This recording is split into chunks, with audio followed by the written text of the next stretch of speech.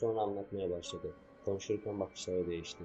O anlattıkça ben de şaşkınlıktan şaşkınlığa düşmüştüm. Neriman buranın en eskisidir. Adı Batasıca. Ben buraya geldiğimden beri çok hasta gitmiştik. Bir türlü değişmedi. Buranın demirbaşı gibidir. İnşallah kısa zamanda geberip gider. Onu görmeyi bile tahammül edemiyorum deyip çayından bir yudum daha aldı.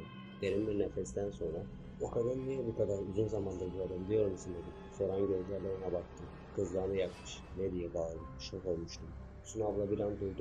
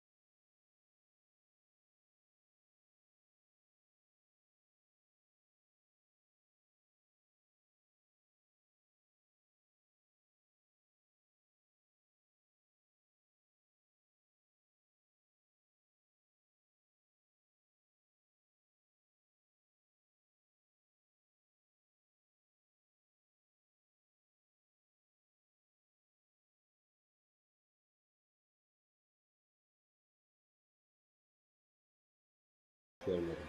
Hep son ederken dinledim. Biz bir ara eğlenirken iki kişinin memnun olmadığını biliyordum. Biri Neriman, ötekisi de Emine. Emine 40'lı yaşlarında bir kadın. Kendisi uyanların annesi sanıyor. Herkes bunun böyle olmadığını biliyor. Arada bana kötü kötü bakmadığı zamanlarda gözünü damladan ayırmıyor. Sık sık oyunlarımıza karışıp Damla'ya çok derledi. Hasta olacaksın, daha oynama diyor. Damla'nın benimle vakit geçirmesinden hoşlanmadığı belli. Damla ona katlanamıyor.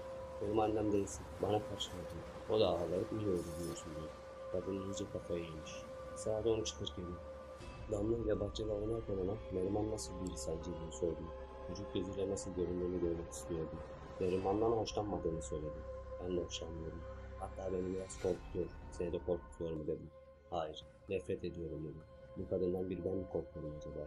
Saat 20.48. Bu akşam başka anlam veremedim ama beni korkutan bir şey oldu. Hala da anlam verebilmiş değilim ya. Beni korkutan şey gölgelerle alakalı değil. Bu seferki bana kafayı takmış olan kadınla ilgili. Akşam yatma saatine kadar Emine'nin bana dik dik baktığını fark ettim. Bu defa her zamankinden farklı olarak gözlerinde büyük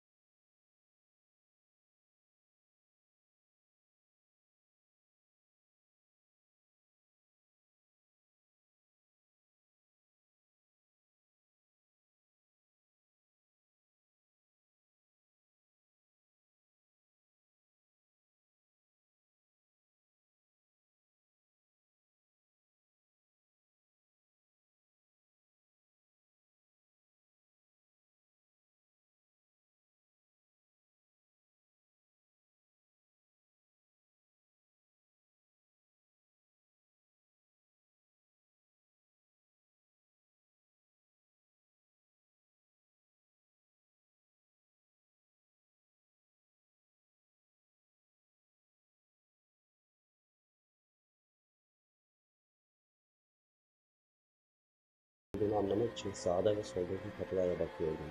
Her adımımda heyecanım ve gerginliğim artıyordu. Soldaki en son kapıya yaklaştığımda fısıltılar duymaya başladım. Bir sürü şeyin fısıltısı. Fısıltıların yoğunlaştığı kapının önüne geldiğimde yanındaki küçük bir odada malzeme odası yazıyordu. Gariplik daha kapının önünde başlıyordu. Kapının üstünde çok eski olduğunu düşündüğüm bir atmalı vardı. Batıl inançları olan bir çalışan basmış diye düşündüm. Kapıyı içinde artmaya başlayan bir ürpertiyle açtım. Açtığımda o şeytanı havaya hissettim. İçeride ara sıra yanıp sönen zayıf bir floresan ışığından başka bir ışık kaynağı yoktu. Malzeme dolaplarının kapaklarındaki garip şekiller vardı. En çok dikkatimi çeken açık bir el şekliydi. Orta parmağı avucunun ortasına kadar olmayan bir el. Her yerde korkutucu şekiller ve resimler vardı. Malzemeler talan edilmiş gibi etrafa saçılmış duruyordu. Bu hastanede kim yapmış olabilir bunları? Ve kimse nasıl fark etmemiş olabilir diye düşündüm. Köşede başka bir kapı daha vardı. Fısıltılar oradan geliyordu. Yarı açık kapıyı ittiğimde gördüğüm manzara beni dehşete düşürdü. Damla yerden neredeyse 1 metre havada duruyordu. Sağ tarafı dana dönük bir şekilde 2 metre önündeki duvara bakıyordu. Duvarda insan elinden çıkmış olmayacak kadar garip ve korkunç şekiller vardı. O küçük bölgeler damların etrafında bir yarım daire oluşturmuşlardı. Uğursuz ve sonu gelmeyen fısıltılar çıkartıyorlardı. 4-5 yaşlarında saçları olmayan erkek çocuklara benziyorlardı. Ve beni görünce o korkunç küçük kırmızı gözlerle bana baktılar. Yüzleri bulanık gibiydi. Tam tarif edemiyorum. Sonra onu gördüm. O iri gözlü. Duvarın içinden çıktı. Korkunç bir şeydi. Alnında kırmızı bir leke gibi o garip orta parmağı olmayan el işareti vardı. Beynim bacaklarıma kaç emri veriyordu ama dehşetten kıpırdayamıyordum bile. Damla başını bana çevirdi. Beni gördüğünde yüzümde bir şaşkınlık gördüm. Sonra aniden vücudumdaki kilitlenme kalktı. Bütün gücümle koğuşa doğru koştum. Sanki orada bana bir şeyler yapamazlarmış gibi. Ne aptalca bir düşünce. Saat 06.03. Bunları yazması o kadar zor ki şu an aldığım nefes yetmiyor. Bir yandan gözyaşlarımı siliyorum. Ben buraya ait değilim ama buradan çıkamıyorum. 06.17 saat. Ne kadar zor olsa da kendime gelmeye çalışıyorum. Bunları kimseye anlatamam. Yoksa buradan beni çıkarmazlar. İçime atarsam da gerçekten aklımı kaybedeceğim. Korkuyorum. Saat 06.21. O korkunç odadan malzemelere çarpa çarpa çıktım. Arkamda küçük gölgelerin sıslamaya benzer fısıltılarını, o iri gölgenin de homurtusunu duyuyordum. Merdivenlere nasıl çıktım, ne ara yatağa girdim hatırlamıyorum. Bakışlarım koğuşun açık kapısına kilitlenmişti. O küçük şeyler peş peşe içeri girip yatağımın etrafını çevirdiler. Korkudan dilim tutulmuştu. Çığlık atmak istiyordum ama içimdeki dehşetli korku çığlıklarımı yutuyordu. Bana bakıyorlardı. Çok yakınımdaydılar. O zaman hepsinin gözleri kırmızı olmadığını fark ettim. Bazıları sarı.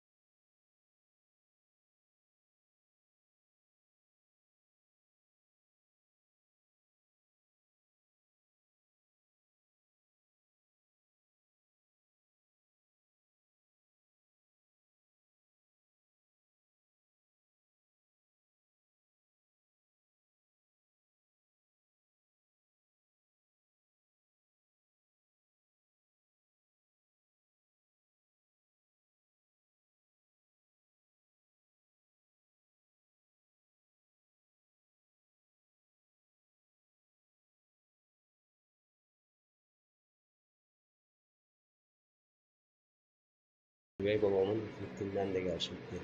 Damla olmasaydı bana ne yapabilirdi bilmiyorum. Damla nasıl bir çocuk böyle? Orada ne yapıyordu? O korkunç şeylerle. Yine kafamda bir soru. Böyle nasıl iyileşeceğim? Gerginlikten sürekli ellerimi sıkıyorum. Burada bir gün daha duramam. Annemi arayacağım. Gerekirse beni buradan alsın diye yalvaracağım. Saat 11:13. Az önce annemle konuştum. Hafta içi olmasına rağmen işten izin alıp yarın buraya gelecekmiş. Sesini duyunca ağladım. Bir yanım ona çok kızsa da onu çok özlüyorum. Ben ağlayınca o da ağladı. Bir süre ağlamaktan konuşamadım. Yarın öğlen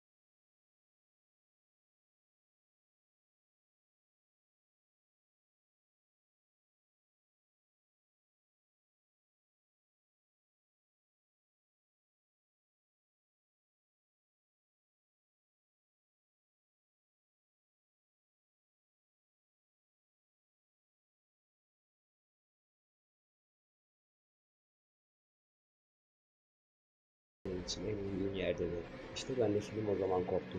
Ne hastanesi be? Burası tımarhane. Beni atıp gittiğin bu yer bir pislik çukuru. Sen benim burada neler çektiğimi biliyor musun ha? Bu delilerin adasında yaşamak nasıl bir şey biliyor musun? Burası hapishane. Daha da kötüsü var. Beton dedikleri bir iğne vurup seni kendi vücuduna hapsediyorlar. Uyanırken her saniye korkuyla yaşıyorum. Sana yetmeyen gün bana burada ne kadar üzüldüğüm geliyor biliyor musun? Beni buradan çıkaracaksınız diye bağırdım. Yapamam diye ağlamaya başladı. Yapacaksın dedim. Üstüne atladım. Tüm gücümle tokat atıyor, saçını çekiyor, yüzünü tırmalıyordum. Bir yandan da yapacaksın diyordum. Tam bir deli gibi. Çok sürmedi. Hasta bakıcılar beni kollarımdan yakaladı. Onlara da saldırdım. Küfürler yağdırdım. Şimdi çok utanıyorum. Sonra da yine vurdular. Bir süre daha vururlar sanıyordum. Olsun, daha iyi. Buraya katlanmak daha kolay oluyor. Belki alışmak da kolay olur. Buraya alışmalıyım. Çünkü yerim burası. Ben deliyim. 1 Ağustos 2015 1. Tarihten emin değilim. Günlükte yazılı bir önceki tarihe bir gün eklemiyorum. En mantıklısı bu. 2. Birkaç gün daha beton vururlar diye düşünüyordum ama vurmadılar. Onlar da benden bıktılar herhalde. Buradaki diğer kaçıklardan bir farkım yok. 3. Dün buraya geldiğimden beri en azından hatırladıklarım içinde en rahat uyuduğum geceydi. Herhalde artık burada yaşamayı dert etmediğimdendir. Neriman onu hastanelik ettiğinden beri Emine de burada yok. Damla ise onun yokluğunu ya da varlığını nasıl tarif edebilirim bilmiyorum. Bir hayal gibi ya da serap. Bir an kahvaltıda